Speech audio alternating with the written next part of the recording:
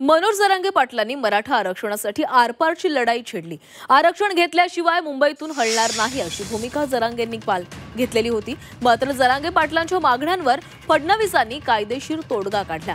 दरम्यान यानंतर फडणवीसांनी मंत्रिमंडळ उपसमितीचं कौतुक केलेलं आहे। जे काही कायदेशीर आहे त्याचा सगळा अभ्यास करून आम्ही हा निर्णय घेतलेला आहे। याचं श्रेय हे आमच्या मंत्रिमंडळ उपसमितीला आपण दिलं पाहिजे की ज्यांनी खूप चांगलं काम याच्यामध्ये केलेलं आहे, ज्यांनी खूप मेहनत याच्यामध्ये केलेली आहे आणि पुढेही ही समिती सातत्याने समाजाकरता काम करेल।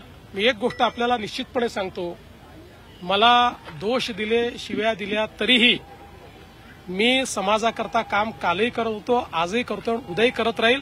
मराठा समाज असो, ओबीसी समाज असो की महाराष्ट्रातला कुठलाही समाज असो, प्रत्येक समाजाकरता काम करणं हे माझं मी कर्तव्य समजतो।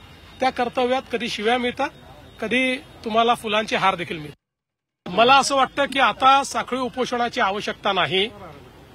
जो काही ओबीसी समाजामध्ये एक समज तयार झाला होता की त्यांचं आरक्षण काढून दुसऱ्या कोणाला तरी देण्याचा प्रयत्न होणार आहे, असं कुठेही झालेलं नाही। त्यामुळे मला असं वाटतं की आता ओबीसी समाजाने देखील या संदर्भात आता सगळी आंदोलनं ही परत घेतली पाहिजेत आणि मी त्यांनाही आश्वस्त करतो की जोपर्यंत हे सरकार आहे तोपर्यंत दोन समाजांना एकमेकांसमोर आणणं, त्यांच्यात तिढा निर्माण करणं, एकाचं दुसऱ्याला, दुसऱ्याचं तिसऱ्याला करणं हे आम्ही कधीच करणार नाही। आमच्याकरता महाराष्ट्राची सामाजिक वीण, महाराष्ट्राचं सोशल फॅब्रिक हे अत्यंत महत्वाचं आहे। मला अतिशय आनंद आहे की एक चांगला तोडगा, मराठा समाजाच्या हिताचा तोडगा आज मंत्रिमंडळ उपसमितीने काढला आणि त्यामुळे